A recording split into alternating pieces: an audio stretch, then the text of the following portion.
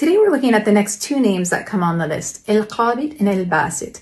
And Al Qaabid is translated as the withholder or the constrictor, and Al Basit is the expander.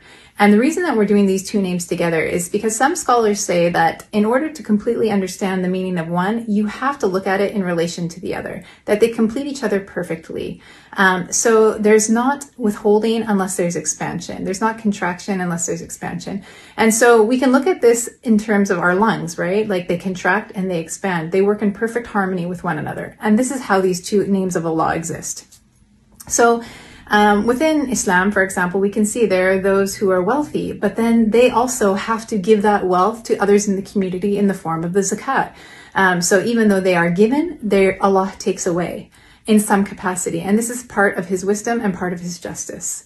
And there are times in our life that we may feel like we are on cloud number 9 and everything is going really well. And then we experience a time of hardship. We experience something from Al Qaabid.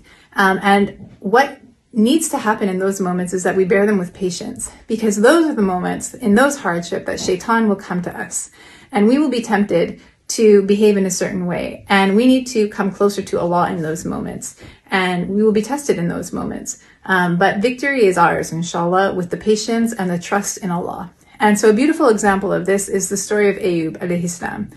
And he had wealth and family and health and property, and then what happened is he lost it all.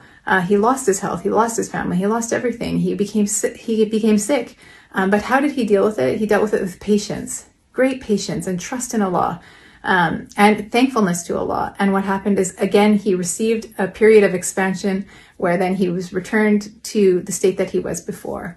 And this is the way that we can always think about this, that there is wisdom in the choice of Allah. Allah alone is the one who withholds and the one who gives. And we trust in the wisdom of that. We can also make dua that we are never a person who causes people to experience hardship.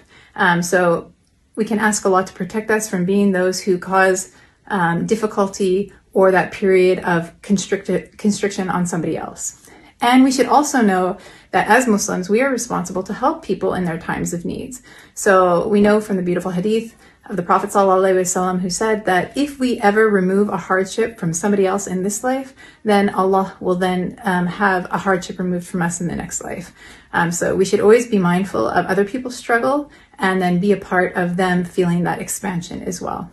And so I pray that these names are a way to reflect on the perfect balance of Allah, knowing that His plan is perfect, and that we should be working to deal with them in patience and trust of knowing that Allah alone knows the wisdom, and Allah wants us to come closer to Him to experience a better outcome in the end. Assalamu alaikum.